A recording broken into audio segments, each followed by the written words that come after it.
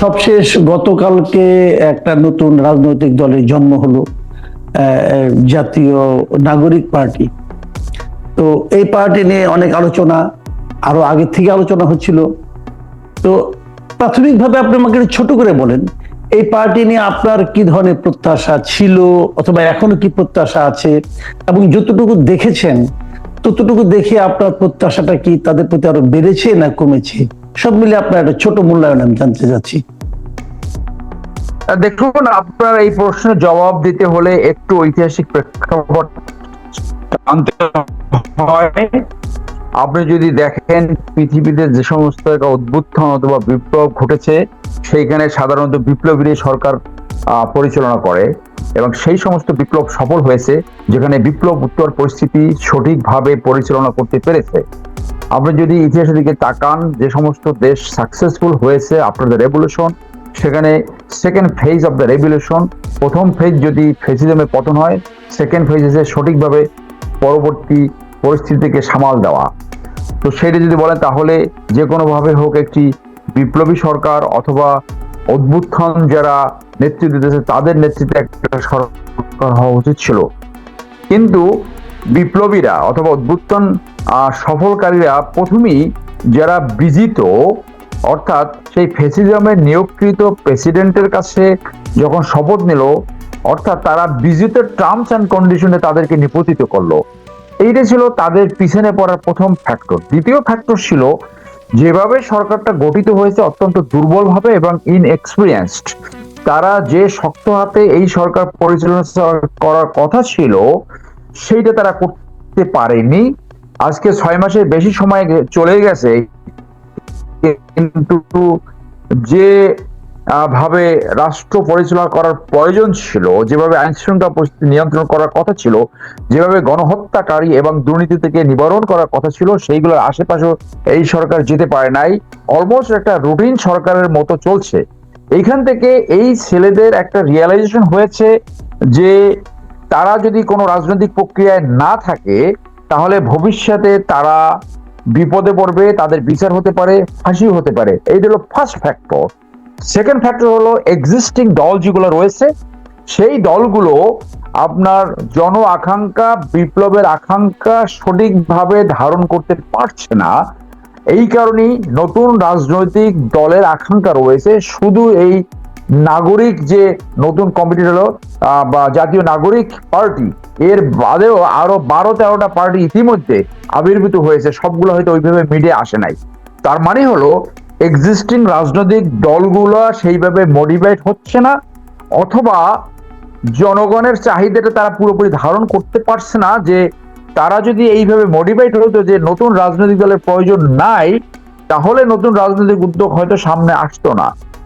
3 নম্বর হলো যে যেভাবে বিএনপি, আমি বিএনপির এখনো রেজিস্টার্ড সদস্য, সেই আমি একদম নাগরিক হিসেবে বলছি যে বিএনপির যে চাহিদা এবং যে কৌশল, সেইটা অনেক ক্ষেত্রে ইন্ডিয়ার কৌশলের সাথে মিশে যাচ্ছে। ইন্ডিয়ার কৌশল হলো যে তারা একটা নির্বাচিত সরকারের সাথে আপনার সমস্ত ডিল করবে, কিন্তু এই অন্তর্বর্তীকালীন সরকারকে যারা অভ্যুত্থানের মাধ্যমে গঠিত হয়েছে, বাই অল ক্যালকুলেশন তাদের কিন্তু ম্যান্ডেটের কোনো ঘাটতি নাই। বিপ্লবের পরে যে সরকার গঠিত হয় সেইটাই সবচেয়ে বড় ম্যান্ডেট ধারণ করে, যে সফল বিপ্লব। তাহলে এই ইন্ডিয়ান যে ভাষ্য যে তারা নির্বাচিত সরকারের সাথে ডিল করবে, এর পিছনের কৌশলটা হলো যে নির্বাচন দিলে বিএনপি যেহেতু একটা অনেকটা সমালোচিত হচ্ছে, যে অনেকে এই কথা বলার চেষ্টা করছে যে মুদ্রার এপিট ওপিট, তারপরে আপনার এই চাঁদাবাজ এবং দখলদারিত্ব যেভাবে চলছে, হয়তো অনেকখানি বিএনপি জড়িত নাও থাকতে পারে, কিন্তু সমস্ত দায় দায়িত্ব আসতেছে বিএনপির উপরে। অনেক অ্যাকশন নিয়েছে, কিন্তু এইটা যথেষ্ট নয়। তাহলে রয়ের একটা প্রজেক্ট হলো যে বিএনপিকে আপনার এই ক্ষমতা এনে তারা ভুলের ভিতরে থাকলে সেইখান থেকে এই ফ্যাসিজমকে মডিফাইড ফর্মে কোনো না কোনো ভাবে রিহেবিলিট করতে পারে। এখন বাংলাদেশে বিএনপি যদি আসে বা বিএনপি যদি ভুলের বিধে থাকে, তারা যদি জন আকাঙ্ক্ষা ধারণ না করতে পারে, তাদের ভুলের মাধ্যমে আওয়ামী লীগকে পুনর্বাসিত করা যায় কিনা, এইটা হলো ইন্ডিয়ার একটা অ্যাপারেন্ট কৌশল। ভারত যদি এই কৌশলটা নেয় যে তারা একটা নির্বাচিত সরকার আসলে তার সঙ্গে তারা নানা ধরনের সম্পর্কের উন্নতি করবে, নির্বাচিত সরকার যদি ভারতের দেশে চায়, এটা অন্যায়টা কোথায়? অন্যায়টা এইখানে যে তাদের কৌশলের পিছনের অপকৌশলটা হলো এই সরকারকে ব্যর্থ করে দ্রুত বিএনপিকে ক্ষমতা আনা, এবং বিএনপির কোন কোন নেতা ইন্ডিয়ান এই কৌশলটা অবলম্বন করেছে বলে যদি মানুষের কাছে এই ধারণা প্রতীত হয় যে আওয়ামী লীগের মতো বিএনপিও একটা ইন্ডিয়ান পদলেহনকারী পলিসি ফলো করছে, সেইটা বিএনপির জন্য মারাত্মক ক্ষতির কারণ হবে। কিন্তু বিএনপির কোন আচরণ কি মনে হচ্ছে আপনার? বিএনপির কোন আচরণ কি আপনার মনে হচ্ছে যে বিএনপি ইন্ডিয়ার পদলেহনকারী সরকার হতে যাচ্ছে? না, কোন কোন নেতার কথা এইভাবে প্রতীয়মান হয়, বিশেষ করে সালাউদ্দিন সাহেবের কিছু কথা, তারপর আরো অনেকের কথা নাম ধরে বলা যায় যে যারা মনে করে যে ক্ষমতা আসতে হলে ইন্ডিয়ার কোনো না কোনো ভাবে ইন্ডিয়ার সাহায্য দরকার, যেটা আমি মনে করি যে বাংলাদেশের বেশিরভাগ মানুষ জিয়াউর রহমানের ওই পলিসিটা পছন্দ করে, যে জনস্বার্থে এবং দেশের সাথে এন্টি ইন্ডিয়ান স্ট্যান্ড, যেটা মালদ্বীপের মজ্জু যে পলিসি অবলম্বন করে ইন্ডিয়া খাতে আন্দোলন করে ক্ষমতা আসছে, এবং এটা করলেও কিন্তু ইন্ডিয়ার সাথে আমাদের সম্পর্ক কখনো অবনতি হবে না। আপনি জানেন যে বুঝতে পেরেছি। তাহলে এখন আমার কথা হলো, যদি বিএনপির এ ধরনের কোনো মনোভাব থেকে থাকে, অথবা বিএনপির কোনো কোনো নেতার চিন্তায় কথায় যদি এ ধরনের কিছু প্রকাশ পেয়ে থাকে, তার বিপরীতে ছাত্রদের এই দলকে জনগণের প্রত্যাশিত রাজনীতি দিতে পারবে বলে আপনি মনে করছেন?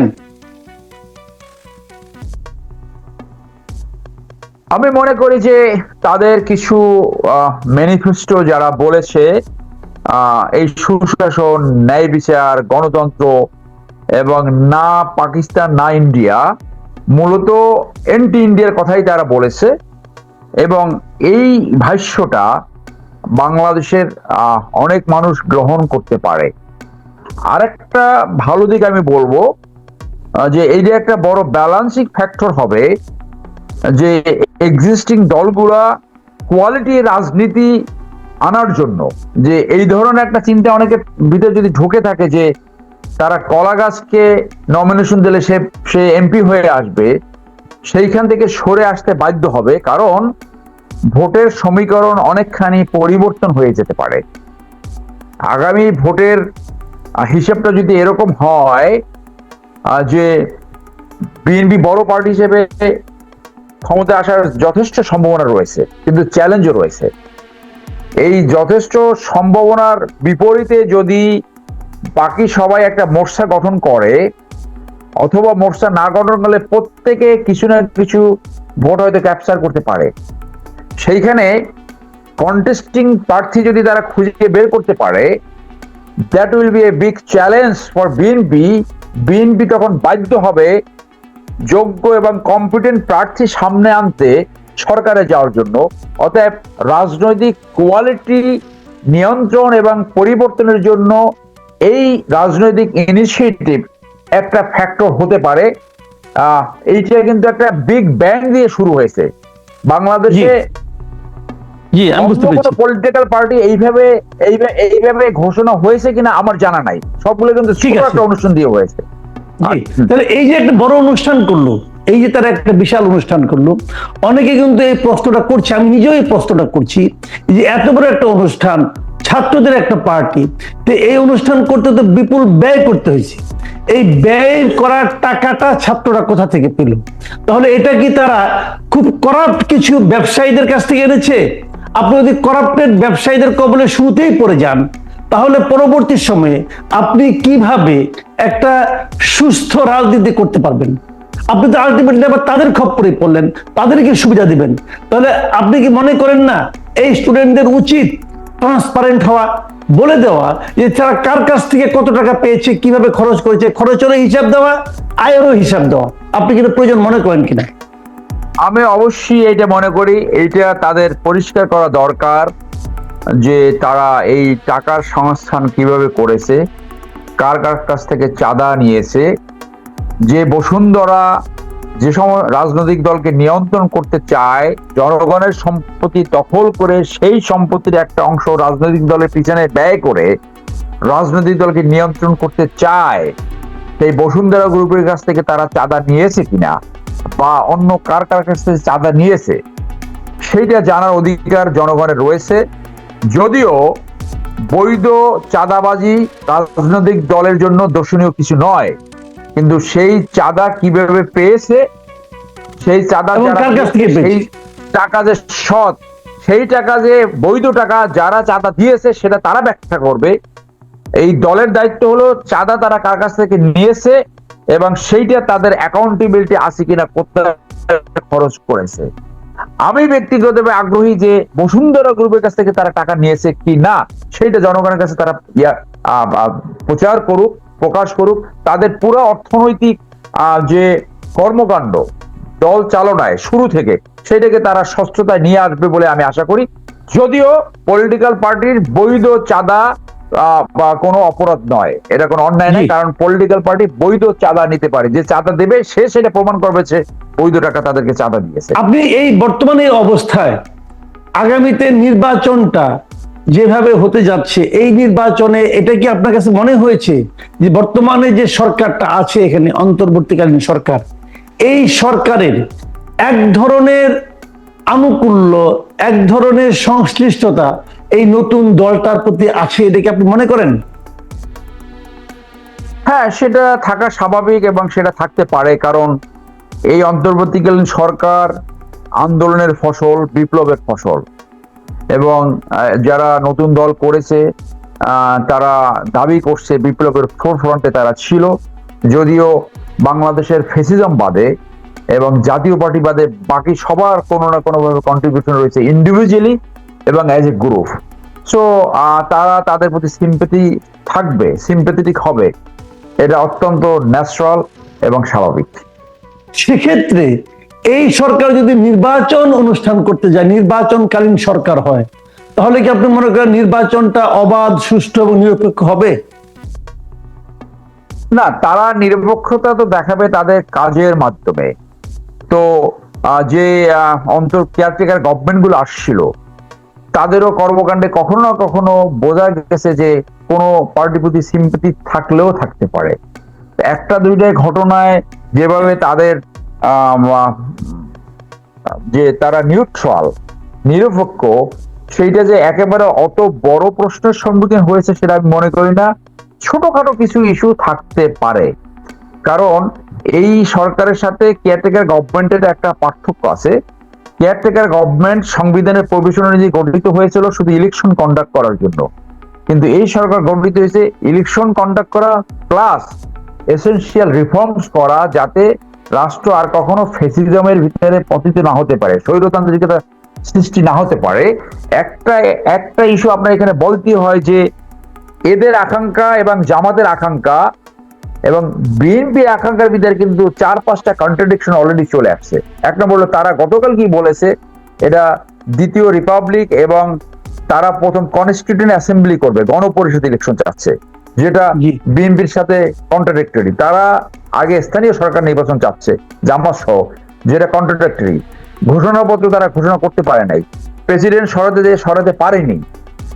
আপনার ওই যে ইসকন নামে একটা, সেইটাকে নিষিদ্ধ করার জন্য সেইটাও তারা একটা কন্ট্রাডিক্টরি পজিশন আছে।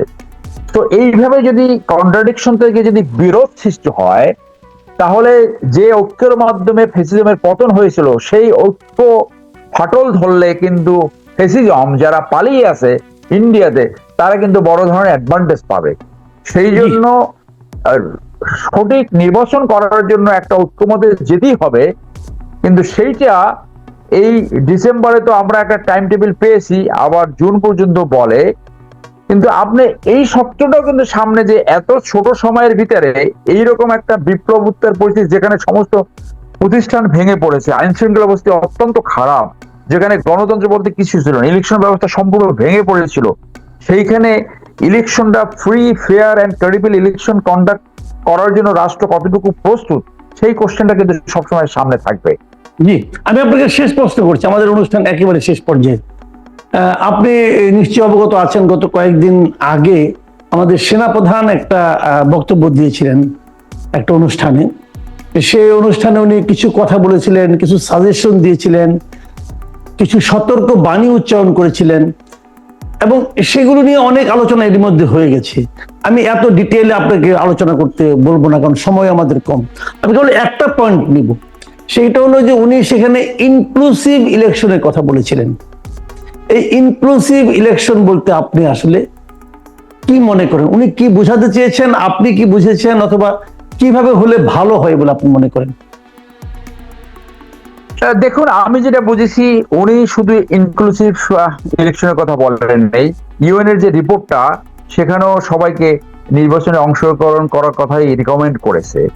তো আপনি কোনো দলকে যদি অফিসিয়ালি ব্যান না করেন, তাহলে তাদেরকে যে কোনো ভাবে আইদার দলীয় ফোরামে অথবা অন্য কোনো ফোরামে ইলেকশনে পার্টিসিপেট করতে তো আমি কোনো অসুবিধা দেখি না। আপনাদের যে ব্যান করেন, এখন যাদের মরাল গ্রাউন্ড লস্ট হয়েছে, যারা পালিয়ে গেছে, তারা আসবে কি আসবে না সেটা তাদের ব্যাপার, কিন্তু তাদের বিটিং সিটিং তো নির্বাচনে নামার কোনো অফিসিয়াল বাধা নাই। তো তো সেইটা উনি মিন করেছেন বলে আমার মনে হয় যে একটা একটা কোহেশন, একটা রিকনসিলিয়েশন, যে নির্বাচনের মাধ্যমে একটা জাতির যে বিভক্তি হয়েছে, সেই বিভক্তিটা যদি ঘোচানো যায়, হয়তোবা সেইটাই তিনি ইঙ্গিত করেছেন, আমি জি। মনে করি।